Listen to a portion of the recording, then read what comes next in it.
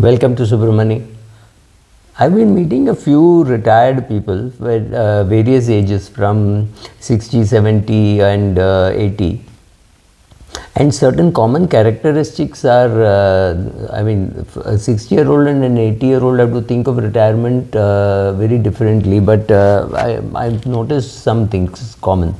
One, many people, immaterial of how much money they have, they're very, very scared to touch their capital, right? So if I say something like, keep your money in a debt fund, and after 3 years when you withdraw you will pay less tax, the first reaction is, but I would be withdrawing a part of the capital.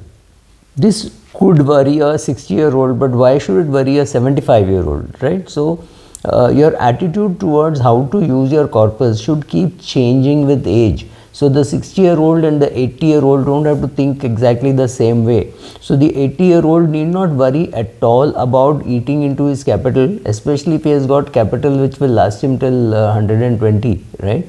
What are you going to do with so much of capital? You don't need to leave anything behind. So there is no harm in consuming a part of your capital. And even for the 60-year-old, it makes sense to keep money in a debt fund and withdraw on a systematic withdrawal basis, SWP, rather than keep money in a bank fixed deposit and earn interest, because they think their capital gets protected that way, and that's the most efficient way. Now the problem with a bank deposit is you get X amount of interest whether you need it or no. So for calculation purposes, let us assume some simple numbers. You have got 1 crore in bank fixed deposit and the bank is paying you 10% interest, right? So you are getting 10 lakhs per year and your expenses are 5 lakhs. So you have to get the 10 lakhs, pay tax on it. Let's say 2 lakhs you pay tax on it, and out of the 8 lakhs that is left, you will spend 5 and you will have to reinvest 3. Now the same thing, you put 1 crore in a mutual fund. Let's say you put in an ultra short fund. Again, I'm assuming you get 10%.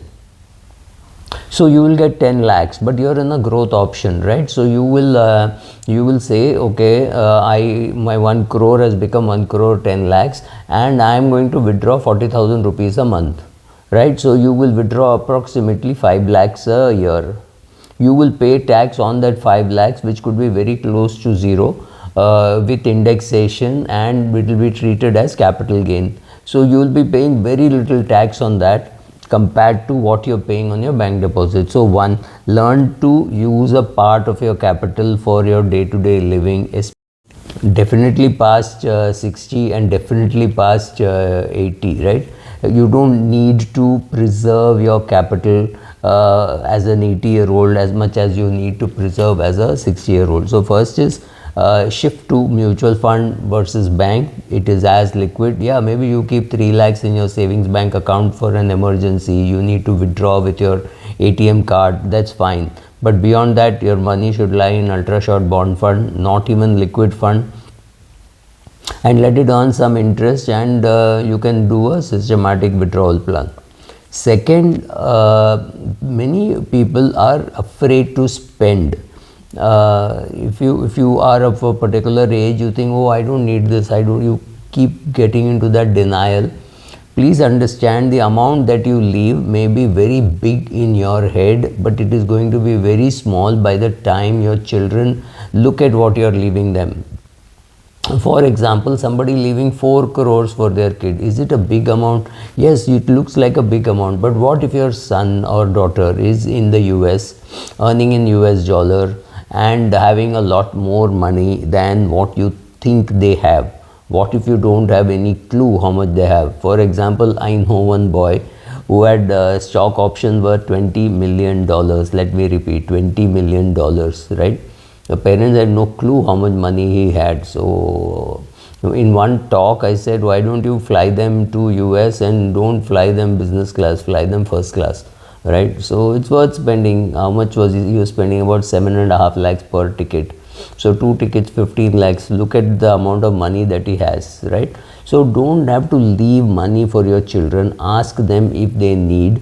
Ask them whether they need it now or later, because if you die at 95, your son or daughter could be 70, right? So 70 or 65, they may not need it then. If they need it now and you have a surplus, give it now. Please talk about money in the family. That is very important, which we completely miss out.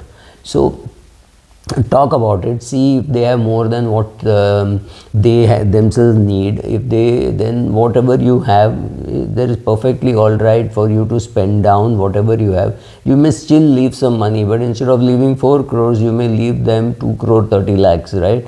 But at least you would have enjoyed your 1.7 crore by spending on things which you may find it very convenient to use and luxurious to use. I mean, it could even be full-time servants who you think you don't need, right? So suddenly you'll have the luxury of somebody who is there at your beck and call, and you're creating jobs for them. And please leave more money for your employees rather than for your children. Your children don't need it. I'm not saying deprive them of it, but if you're going to leave 4 crores for your son, you might as well leave 10 lakhs or 20 lakhs for each of your servants, and then leave 3 crore 80 lakhs or 3 crore 30 lakhs for your son. It doesn't really matter, right?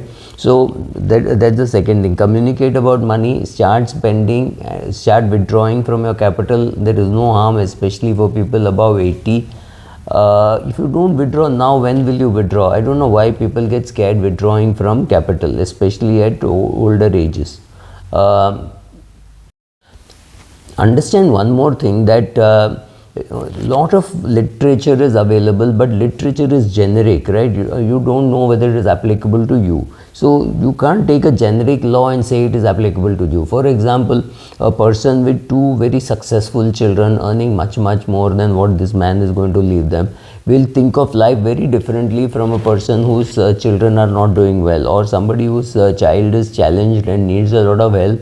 They have no clue from where they are going to get that help. So they are likely to be more conservative in their wealth, in their attitude towards wealth. That's also important for you to know. So then they may not be willing to spend, they may be living very frugally, they may be wondering what else to do. So they are very different. So since you are very different, since you are unique, don't think that solutions are available on the cutter solutions are not available. You will have to design it yourself. If you don't know, seek the help of your children, seek the help of advisors, and make sure that you have a plan, because after 70 or 80 you have very little time to make amends if things go wrong. So don't allow things to go wrong. Coordinate it yourself. Get a consultant. Get your children involved. Let everybody know what you're doing, right? Also understand that risk is not only with particular age. If you are in very good health and you're 85 years of age, maybe you don't have to worry about inflation also. Maybe you live another 5 years, but you will live well. Yes, last 6 months, 8 months can cost you 2 lakhs a month, and so, but you have enough money for all that. Then understand that risk for you is very different from risk for your 60-year-old son, right? For him or her, the risk can be very different because of age, because of their composition of assets, because they may have handicapped children, challenged children. You never know. I mean, I wouldn't know. So each circumstances are very different. So don't look for solutions on Google and say, this is applicable to me. May not be applicable to you. Be careful. Thank you.